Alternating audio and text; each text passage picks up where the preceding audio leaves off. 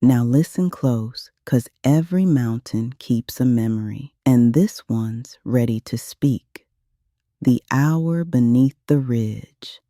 They say there's a ridge high above Briar Hollow where the wind never quite settles and the shadows keep their own counsel.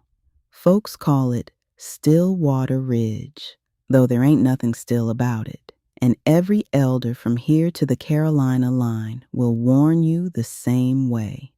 Don't linger on that ridge when the hour turns. Time ain't honest up there. Long before the ridge earned its reputation, a woman named Auntie Marva Lee lived at the foot of the mountain. She was known for her healing hands and her stubborn heart, the kind that could coax a fever down or stare a storm into backing off. But even she carried a sorrow she never spoke of. Her only son, Isaiah, had vanished on Stillwater Ridge when he was just 17. Some said he ran off. Others whispered the ridge took him. Marva Lee never believed in running. The ridge had always been peculiar. Birds avoided it. Trees leaned away from it. And at the turn of every hour, not sunrise, not sunset, but the exact moment the clock changed, the air would thicken like warm syrup. Folks who'd been caught up there said the world went quiet, too quiet, as if sound itself was holding its breath. And if you stayed through that hour, even just one, you came back different. Some returned with hair gone white. Some forgot their own names. Some swore they'd live whole years in that single hour, married, raised children, grown old, only to blink and find themselves back on the ridge, young again, but hollow-eyed. And some never returned at all. One autumn evening, after nearly 20 years of unanswered prayers, Marva Lee felt a pull. Not a voice, not a sign, just a knowing. She wrapped her shawl tight, lit her lantern, and began the climb up Stillwater Ridge. The mountain greeted her with a wind that smelled like rain and memory.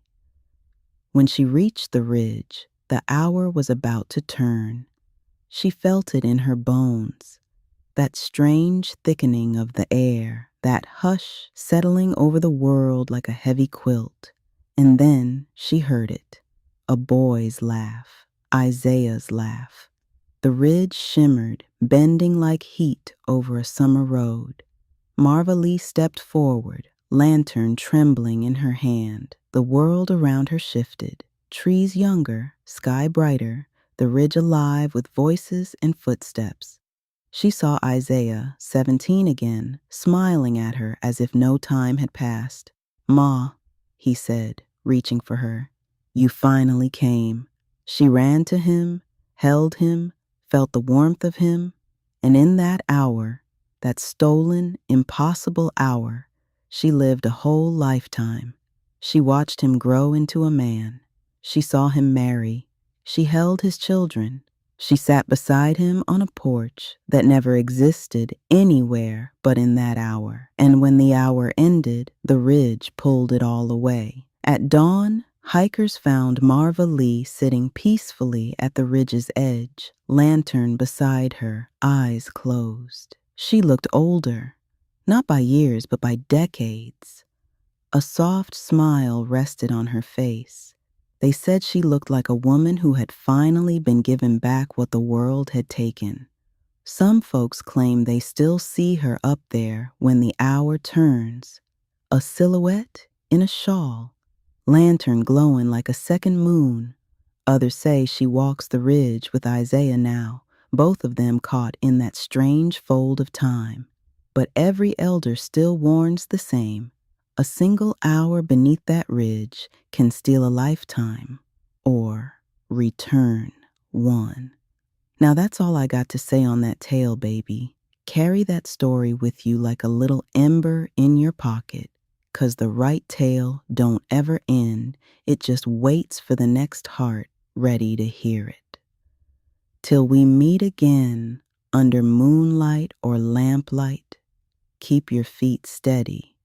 your spirit open, and your ears tuned for the whisper of another wonder coming down the road.